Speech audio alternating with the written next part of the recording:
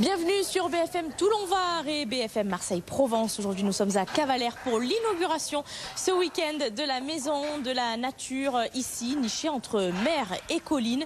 La commune qui inaugure ce lieu avec beaucoup de programmation, d'ateliers pédagogiques qui auront lieu toute l'année. Nous sommes avec des visiteurs, Olivier et Marie, bonjour. Bonjour. Vous venez de Marseille exprès pour visiter et découvrir ce lieu exceptionnel. Oui, on a des connaissances en fait qui font partie du projet et c'était tout naturel pour nous de venir les soutenir, visiter le lieu, découvrir comment tout avait été fait et très bien fait. Donc, Alors justement, qu'est-ce que vous en pensez ? Quand on connaît l'histoire du bâtiment, on se dit que c'est une belle requalification et on voit que tout un tas de matériaux ont été bien employés et réemployés. Ce bâtiment qui effectivement a abrité une ancienne usine de traitement de déchets. Exactement, et il y a quand même une forte prédominance du bois. Du béton brut. L'environnement est très sympa. Et propice aussi aux sorties familiales, puisque vous êtes venue en famille aujourd'hui, Marie. Oui, c'est vrai que c'est intéressant. Je pense que ça peut vraiment être un lieu qui peut être pédagogique, que ce soit pour les adultes ou les enfants. Justement, on le voit avec le petit bout, comment il s'appelle ? Malo. Alors Malo aussi profite des activités qui sont déjà proposées au sein même de la Maison de la Nature. Exactement, on voit qu'il y a même des petits ateliers de percussion, il y a tout un tas de découvertes autour du bois. C'est très bien fait parce que même les adultes en apprennent beaucoup. Et écoutez, en tant que petit-fils de musicienne, on se dit qu'il est attiré par la percussion, donc c'est pas plus mal. Avec des panneaux également, des panneaux explicatifs. Et c'était aussi l'enjeu de faire découvrir aux Varois, aux vacanciers, aux touristes, l'histoire de notre territoire et puis découvrir aussi notre patrimoine préservé. Oui, après vous êtes en plein milieu des arbres, en plein milieu de la nature, donc l'aspect pédagogique et explicatif est toujours à l'esprit des concepteurs. Et c'est tant mieux parce que je pense que c'est ce que recherchent aussi les familles et les baladeurs. C'est bien de se balader, c'est bien de communier avec la nature, mais c'est bien aussi d'en apprendre avec. Donc voilà, tout le monde est content. Marie, justement, est-ce que vous avez découvert, est-ce que vous avez appris des choses sur l'histoire de Cavalère, l'histoire par exemple de la maison Foncin qui appartient au Conservatoire du Littoral ? Oui, bien sûr. Là, nous, on est en train de découvrir. Alors, on n'a pas encore tout visité, mais oui, bien sûr. Ouais.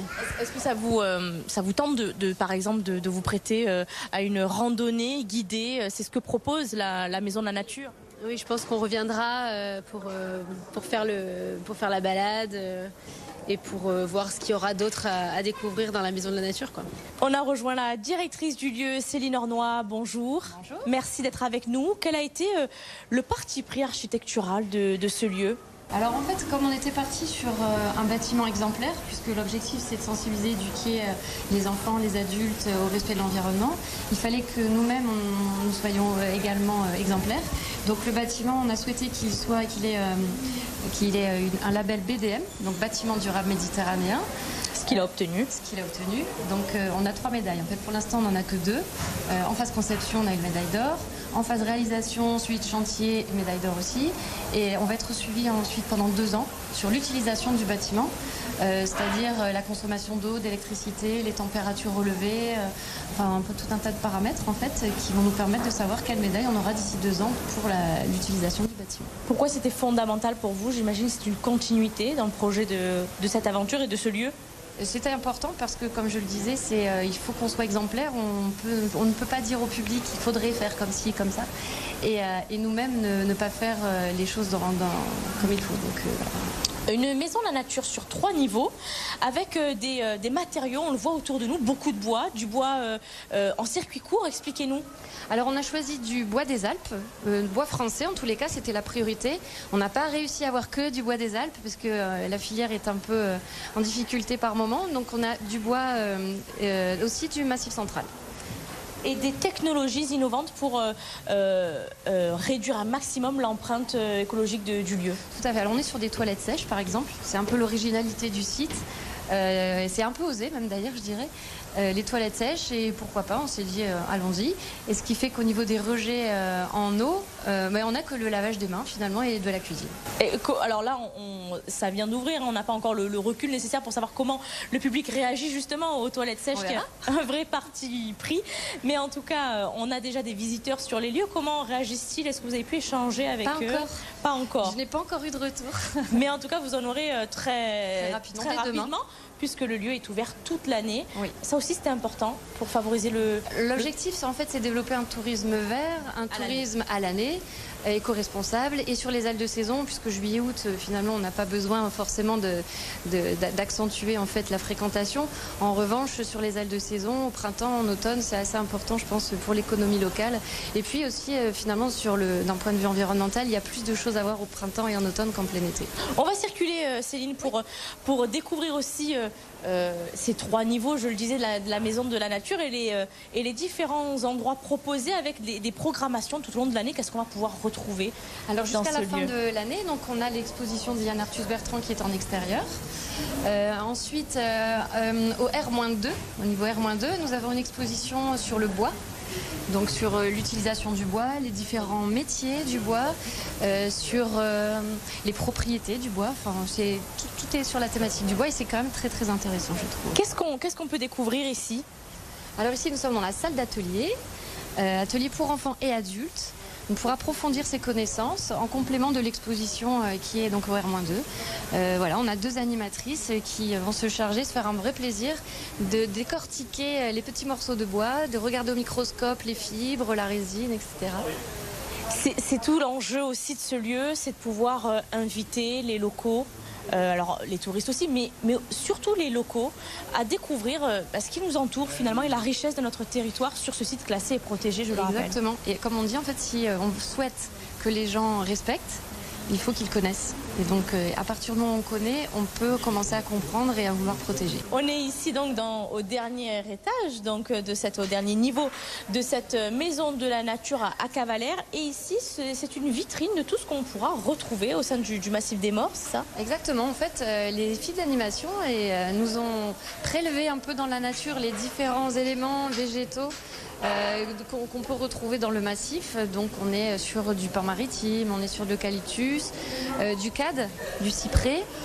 En fait, c'est vraiment tous les végétaux qu'on peut retrouver par chez nous et qui, avec les différents éléments, les graines, les fruits, les écorces. Je trouve que c'est assez intéressant de pouvoir montrer ça au public avec les noms français et les noms latins.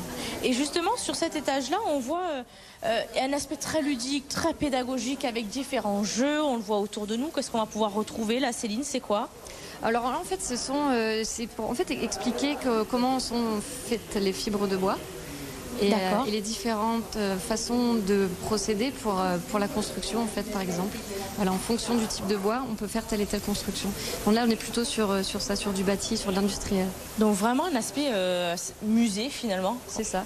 Mais ludique. Voilà, on voulait quelque chose avec de la manipulation, du toucher, des odeurs, pour réveiller les sens. Parce que finalement, ça fonctionne davantage que de simples panneaux. C'est ça, exactement. On ne fait pas que lire, on peut aussi toucher, on peut aussi participer. Participer justement, puisqu'il y aura plusieurs ateliers. Qu'est-ce qu'on pourra, on pourra participer auquel, par exemple, selon l'année, Céline? Mais par exemple, on disait tout à l'heure sur les morceaux de cad, on a coupé en tranches, on fait de la pyrogravure. Donc on fait un peu ce qu'on veut dessus, donc il y aura une thématique à chaque fois. Et ces morceaux de cad, on les met ensuite dans nos petits placards. Et ça permet d'éloigner les mythes. Juste derrière nous, on va poursuivre la visite. Expliquez-nous ce qu'on voit là, Céline. C'est une sculpture qui permet aux gens de voir un peu comment travailler le bois.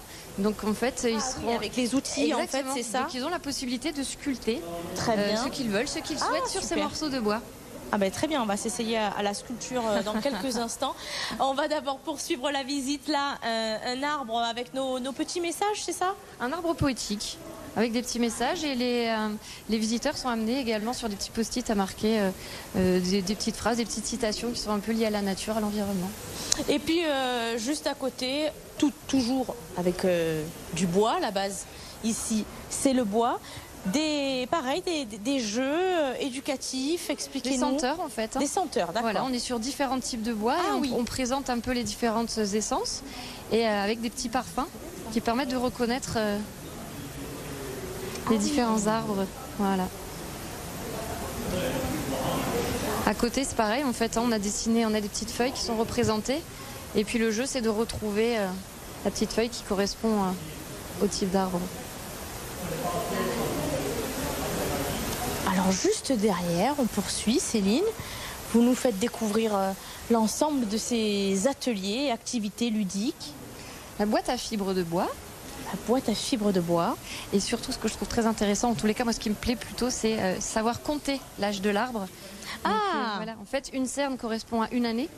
Oui. Et donc, on a cette possibilité de savoir quel âge l'arbre avait au moment de sa coupe. Et puis derrière nous, on découvre les différents strates, c'est ça? C'est la structure, en fait, la structure morphologique de l'arbre. On parle de l'écorce, on parle de ce qui se passe à l'intérieur et on décortique un peu chaque phase et ça permet de connaître les caractéristiques et les compositions chimiques. La nature sous toutes ses formes et tous ses angles. Merci beaucoup Céline, la directrice de la Maison de la Nature, d'avoir été notre invitée. Vous restez avec nous sur BFM Toulon-Var et BFM Marseille-Provence.